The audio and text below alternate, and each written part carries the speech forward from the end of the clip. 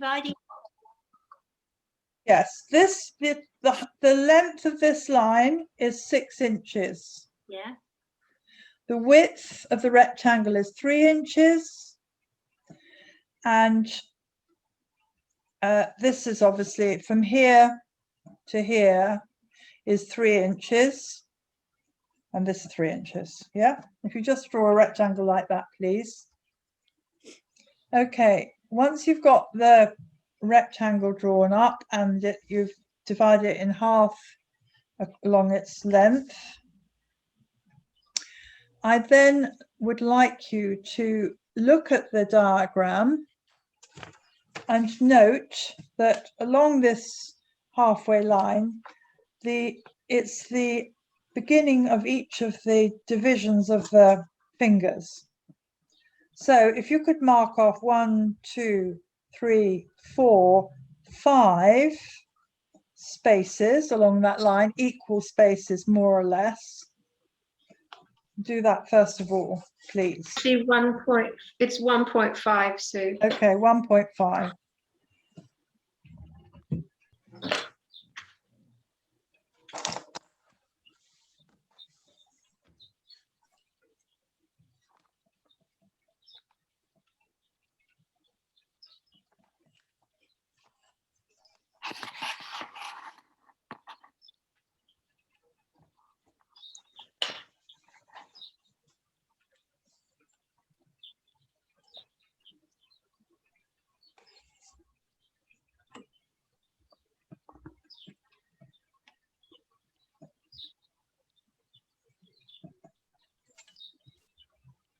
And then the other little line you can mark is on this top line of the rectangle.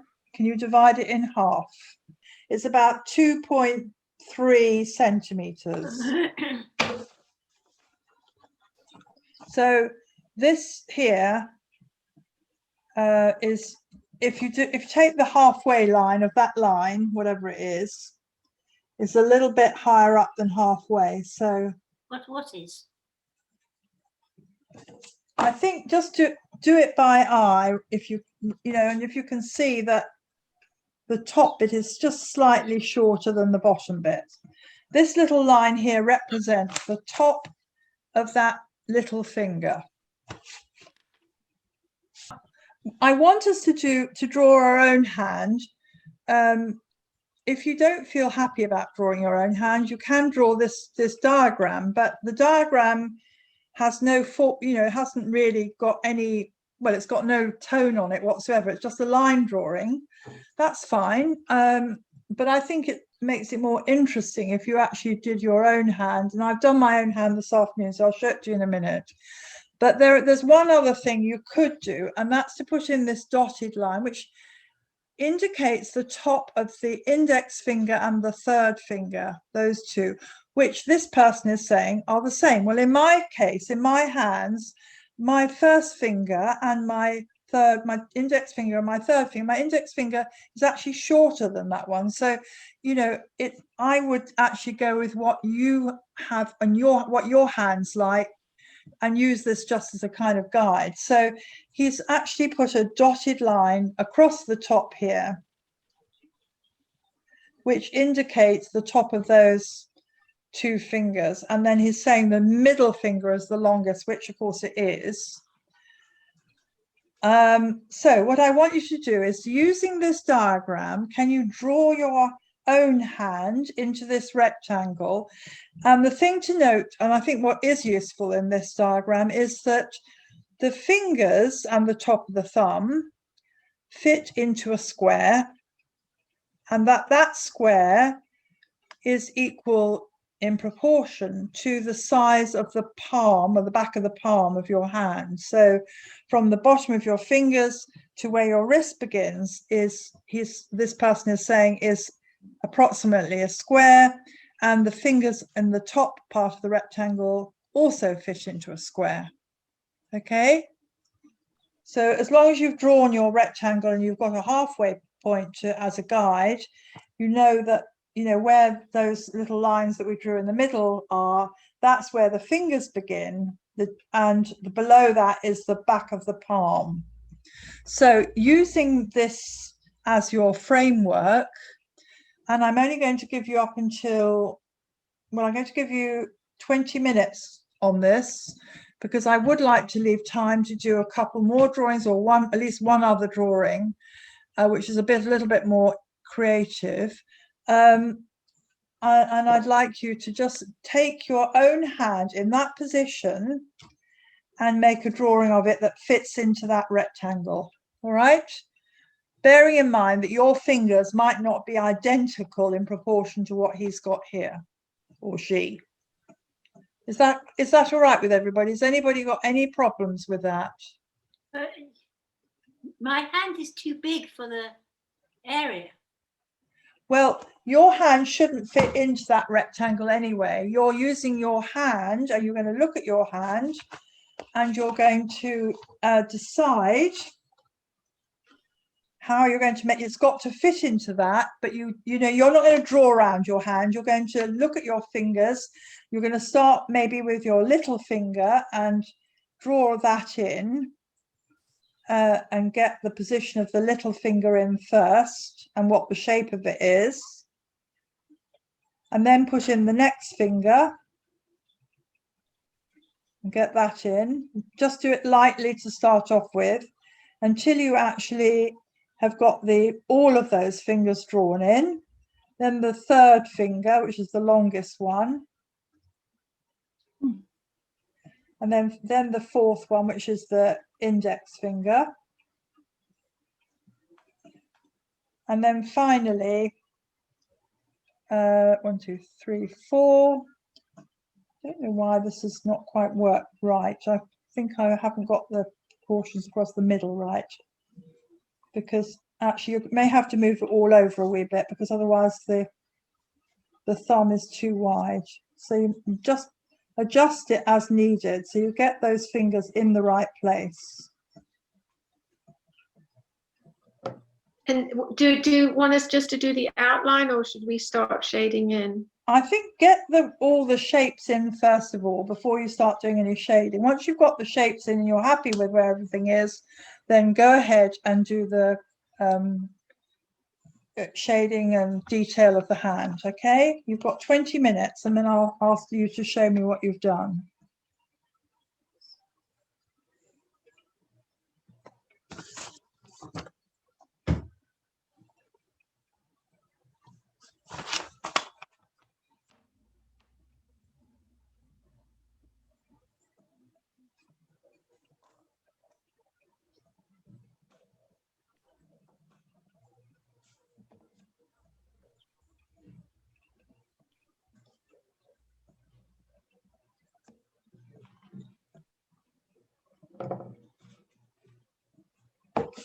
I do it very lightly and very diagrammatically to start off with, just until you get everything in the right place.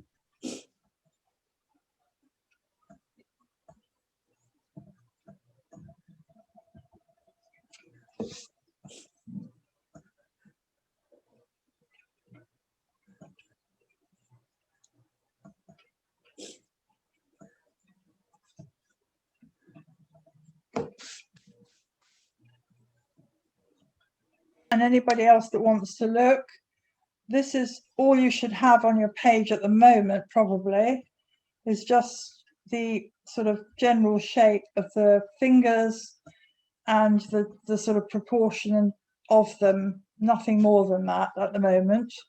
and then start to look more carefully at your own hand and this, what we've got here. As I said to you, my first index finger is definitely smaller than my third finger, so it's no good my copying this because it's not a true representation of the proportions of my hand at all. And my thumb is not as slim and elegant as that thumb that is in the drawing here. So I'm just working with what I've got in my hand. Yeah, I think mine would need to be more than 3 inches wide. Okay, well, you work with what you've got, and providing I've just done it now like yeah, this. I think essentially what they're showing you is that the fingers, the length of the longest finger is the same as the length of the back of the palm, more or less. I mean, they have also done this. They've sort of, well, that's looking at it from the front, but the back is, no, I think that's about right, really.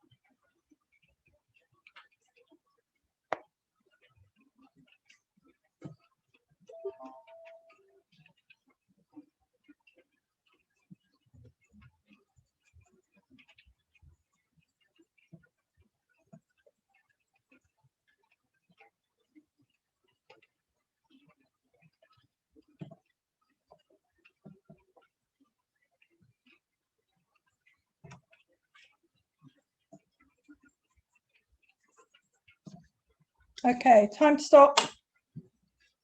Pencils down.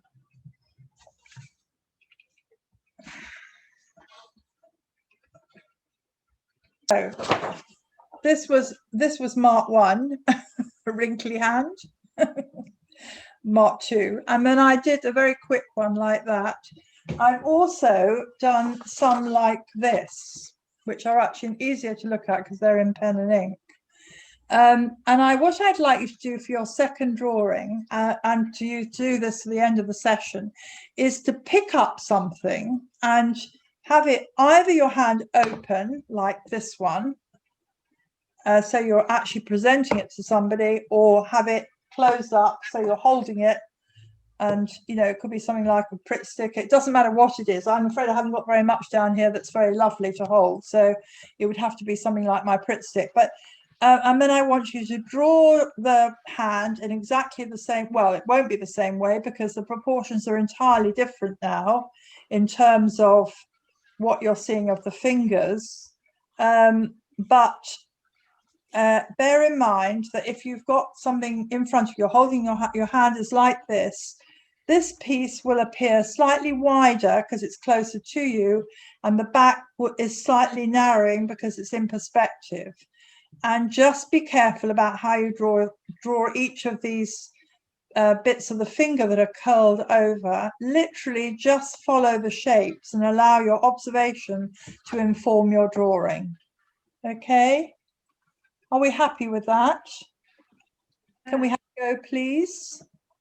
I'd like everybody to just get going with the second drawing, not in pen and ink. Let's just stick with pencil and see if we can really make ourselves consider, where the light is hitting the shape. I mean, I did try to do it here, but my pencil's quite soft and it's made a bit of a mess. But I tried to break the line a bit there and also have it much lighter. And I only made the line dark where it's actually the light can't get to it. So don't, just be a little bit circumspect about where you weight your line up, but really do it where it needs to go. I mean, I think it needs a bit more down here on the back of the thumb here so that you can see it where the light isn't getting to. But just be careful how you do it. You don't have to overshade. It can be kept, relatively simple. You're just working with an outline, a little bit of shading. What we're really concentrating on is getting the shapes well drawn and using the line in an interesting way, like those examples we saw at the beginning. So if you'd like to just get on now with your next drawing, and that's one where your hand is actually holding something. Or it can be with your palm open like that or closed, whichever you feel be happiest drawing. And I think I would put some paper underneath it so you don't have anything that distracts your observation as you do it.